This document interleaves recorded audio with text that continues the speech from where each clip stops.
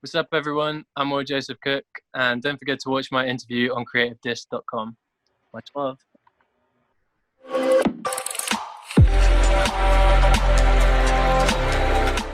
Hi, CD lovers! Welcome back on an exclusive interview with me, Lauretha, on CreativeDisc.com. And today, we are having a special guest.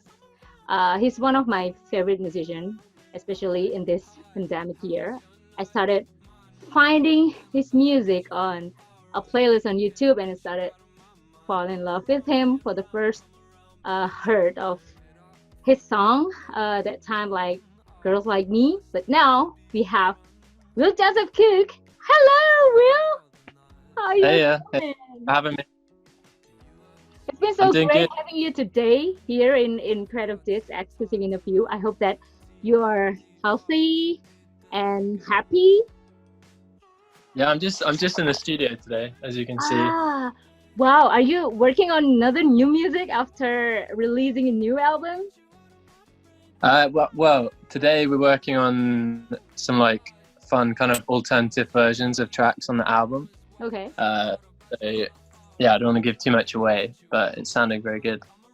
Yeah. So congratulations on Something to Feel Good About album. I am so happy to listen on your album.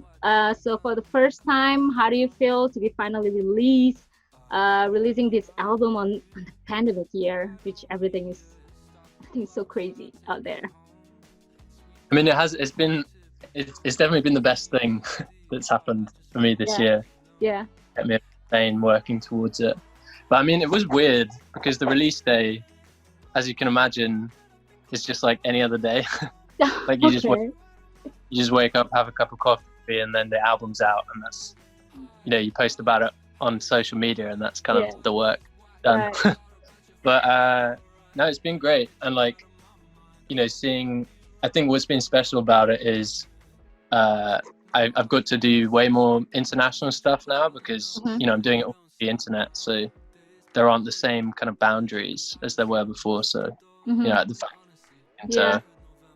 someone like you, like doing an interview in Indonesia is so sick.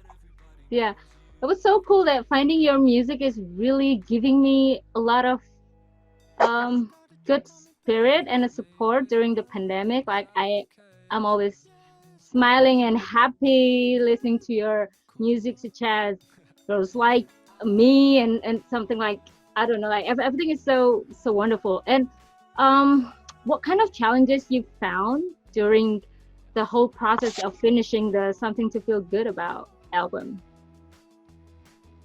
I think it was, the main challenge was just working out how to make it, how to tell the story of the record and get people to hear it without being able to leave the house, so I think it was cool though, because not touring did give me a lot more time to think about like the music videos and other collaborations and like how to kind of connect with people on social media a bit better and stuff like that. So it was a challenge, but it was fun. It's kind of like another opportunity to be an artist, like in those areas. And the hits, the single, Be Around Me, it became suddenly famous on TikTok. I'm like, so surprised. Like, have you ever predicted that this one is gonna be like a big hit? People remake that video and stuff. Yes, it was all part of my plan. No, I didn't. I had it pinned as the biggest song. I think it was like my favorite song that I made. Like when I was recording it, it never got boring or anything. It was just like super fun to record all the way.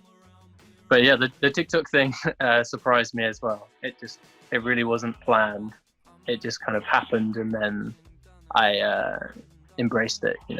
Yeah, and taken from your last album of The Sweet Dreamer to There's Something to Feel Good About, can you tell us how did you grow from your last musical experience from the old album to now?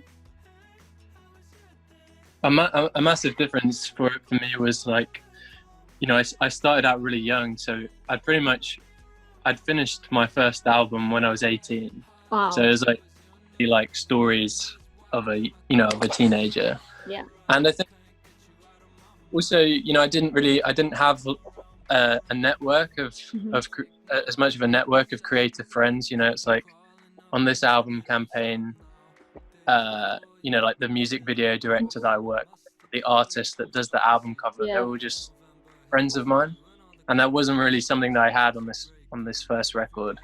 Wow. So it's just not more of a kind of creative community now. Yeah, it's cool. And then if I may ask you, like, you started in the music industry since you were 15 or 17? 15, I guess. Yeah, I think it was around 15 that I'd started doing stuff. Yeah.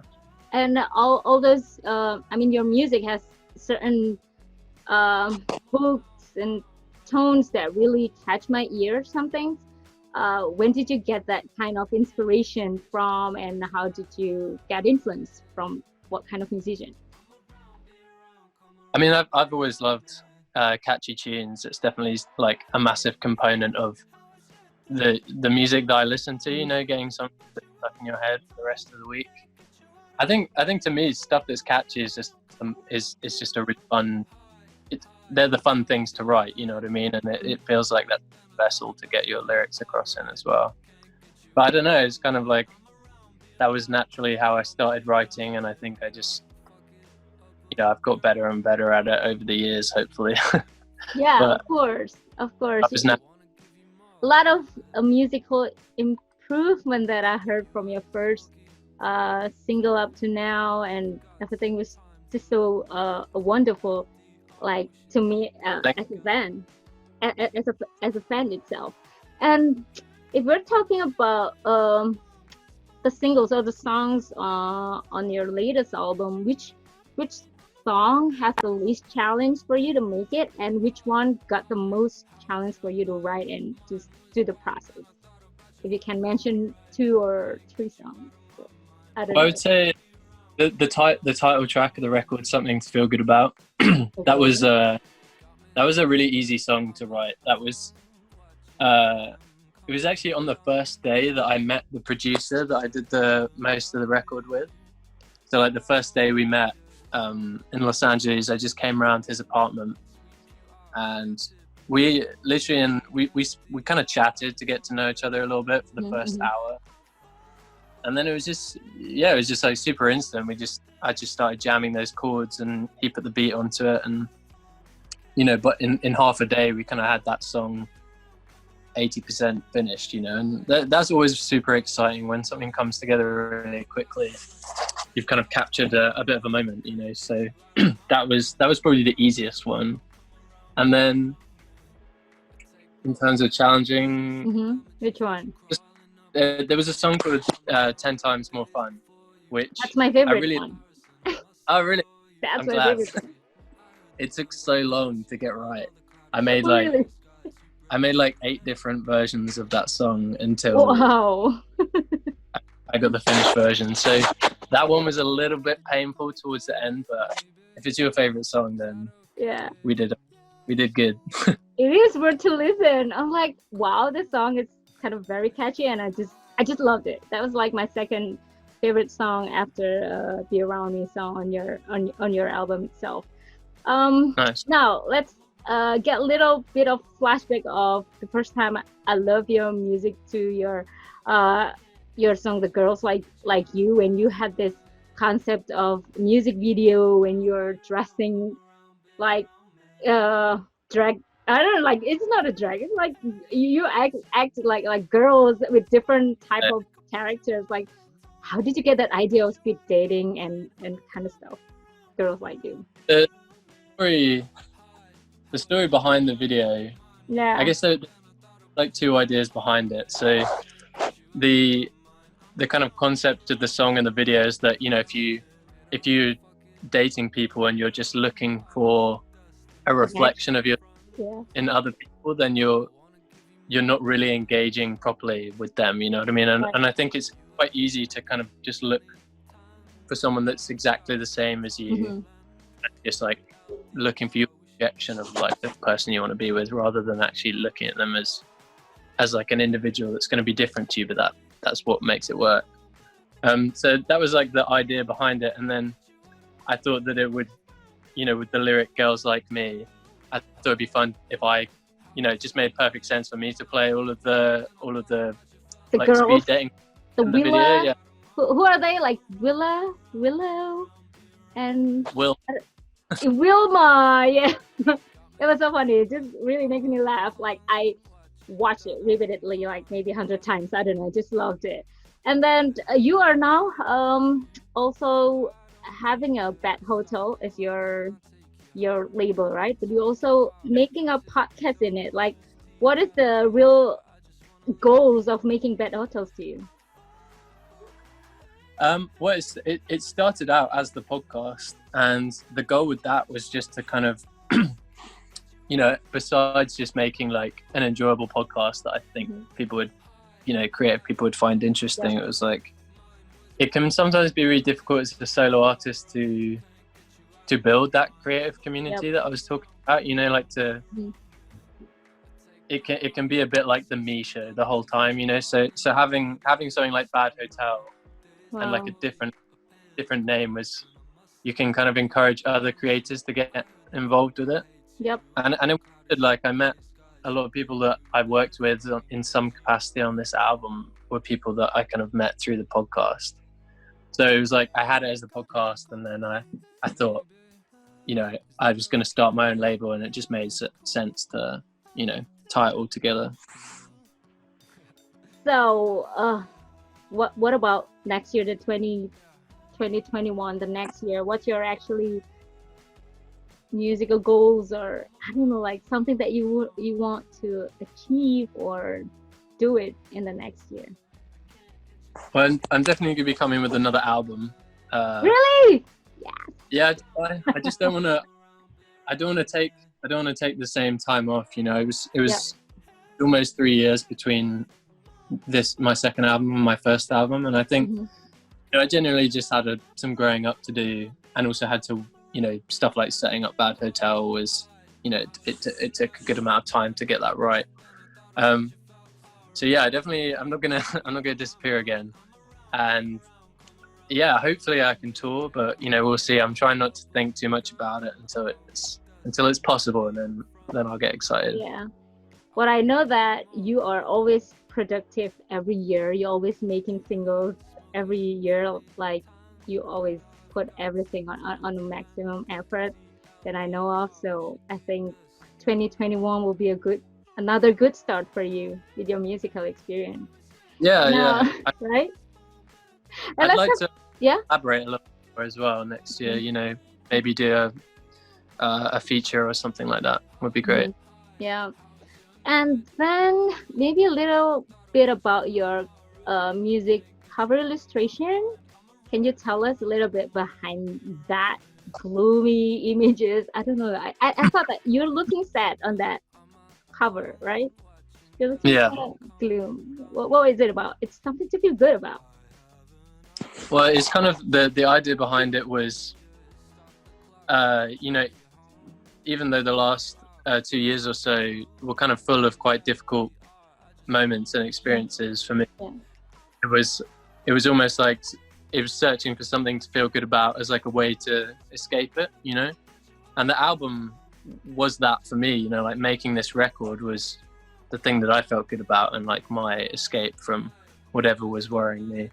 So I wanted the album to look like, when I close my eyes and all of these things are going on around me, I wanted it to kind of look like inside of my brain, if you see what I mean. So like everything up in limbo, and everything's thrown up in the air and kind of a little bit chaotic, but I'm just kind of floating around. Yeah, I see that. It's like it's kind of like I thought you were in your dream fantasy land. I don't know, something like in your imagination kind of limbo world as a thing.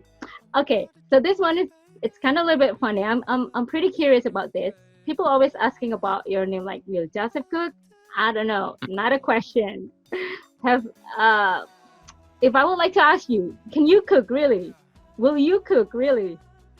I'm not a bad cook, I can get by.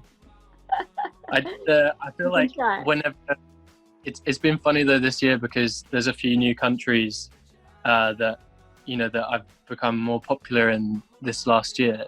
Yeah. And whenever my music reaches like a new country, like that joke, like has resurgence, like people start making that joke again. And I think especially if it's a non-English speaking country, it's just even worse. Like people just read it as a question or as a sentence all the time. Yeah, it's kind of cute that you also tweeted on Twitter, right? Yeah. That funny tweet also about the Will Joseph cook, like we like cook or something like that. Okay, and I guess this one is my two last questions. The second last is the one secret to survive the year of uncertainty. Can you give us one of your tips? Maybe others are still struggling with this situation here, especially maybe it's simple. It's a simple bit of advice, but it's like how I stayed motivated is like I think at the beginning I spent, a lot of us spent time thinking about when it's going to be over and making plans, and all we wanted to think about is like, when's it finished, when's this done? Whereas I think I found it really useful to just be a bit more present, and kind of the question I was asking myself is like, okay, if this year is going to be limited to like just the internet, or I can't leave, like what's the best version of that I can do? So I think instead of trying to fight it, you kind of just got to lean into it and embrace it and come up with an idea that you can actually do, rather than just like always thinking about stuff you can't do. Yeah. So be mindful of our life right now. Is that your secret? Focus on what's around you, if you can. But it's difficult. If you're struggling, don't feel bad. Like I lost my mom 2 weeks ago. It's also kind of pretty hard, and what I can do is just try to make myself strong. That's so awful. I'm sorry to hear it. Thank you. So okay. So I don't want to be sad about this exciting interview. One message for your Indonesian fans, especially on TikTok or whoever in this country that likes you. I would say I really hope that it's not too long before I can come and meet all of you.